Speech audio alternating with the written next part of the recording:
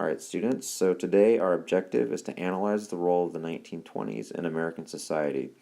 We'll be looking at the impact of the decade in social, political, and economic terms. This is something new that we haven't done before, so I hope you enjoy it. And yeah, let's get started.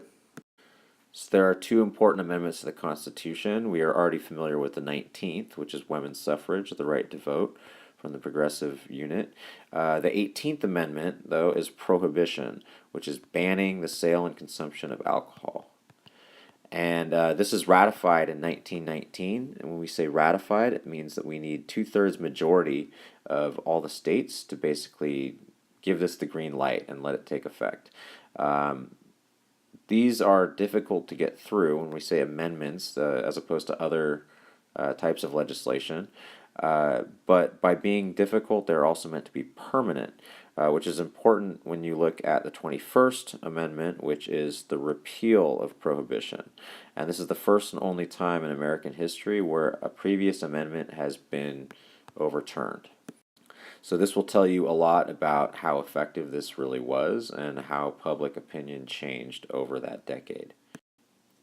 While the motivations behind prohibition were to limit alcohol consumption and thus improve the morality in society and public health as well, there were many unintended consequences.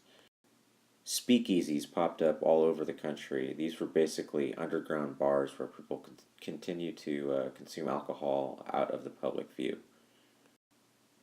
These were fueled by an underground economy that was run by gangsters, such as this guy over here, which is Al Capone.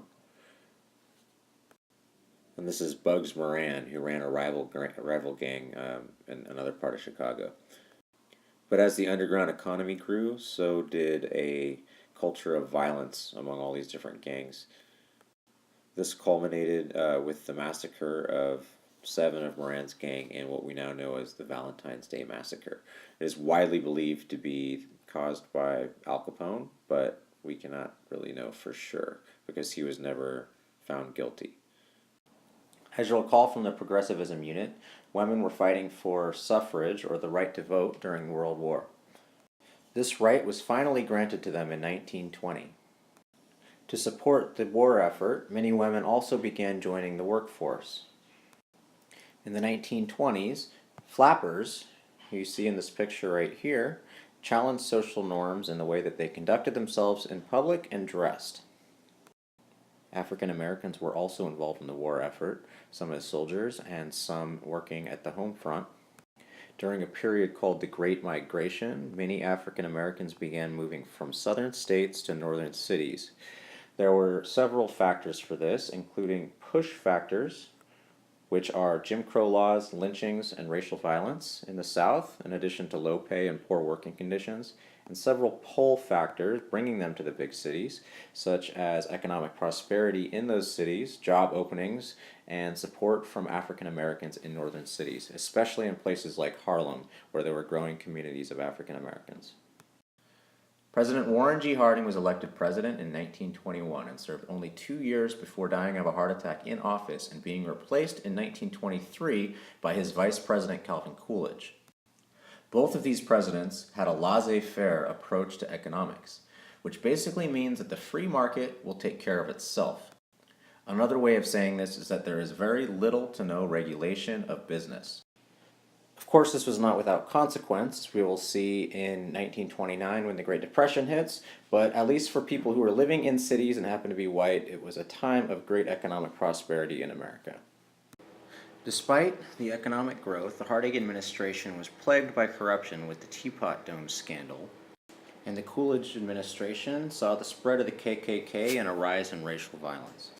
Another significant development of the 1920s was the spread of the automobile. Mass production in the assembly line allowed Model T Fords to be produced in just 90 minutes instead of the 12 hours that it previously took. And it costed $850 to buy a Model T in 1916 and just $290 in 1927. This price difference is especially influential when you consider the fact that American wages in cities more than doubled during the same time period. By 1927, over 56% of all Americans had automobiles. As electricity became more widely available in the cities, so did several household appliances, which made life easier for people, including the refrigerator, radio, vacuum cleaner, laundry machine, iron, and sewing machine. You may wonder how Americans were able to afford all of these new goods, and part of that is due to some of the lower production costs, as we mentioned earlier, and also due to higher wages. But Americans also began buying on credit more. As you can see in this advertisement, people can pay as little as $1 per week for all of their spring and summer tailored suits. This led to a growth in advertising and what many people call the consumer revolution, a time when people were able to purchase things that they never would have thought they needed. As urban Americans had access to more money and technological innovations made life easier, they generally had more time for leisure activities, such as going to sporting events. Here on the left, you see Babe Ruth, who played baseball from 1914 to 1935. For other Americans, this meant new music. We now had the radio and the phonograph as technological innovations, and a lot of Americans would go to watch jazz.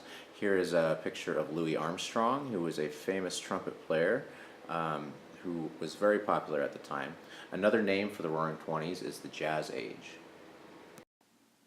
The 1920s also saw the growth of the motion picture industry, as you can see here with Charlie Chaplin's Circus.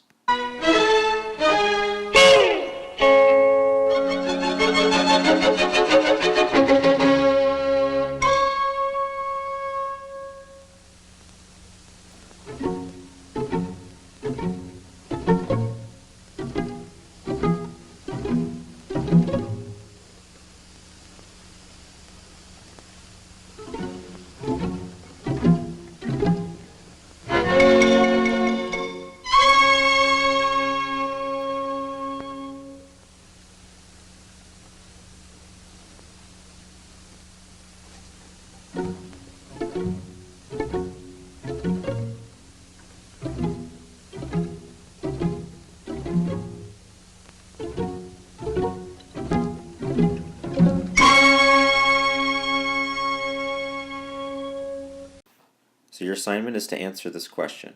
How did the 1920s impact American society?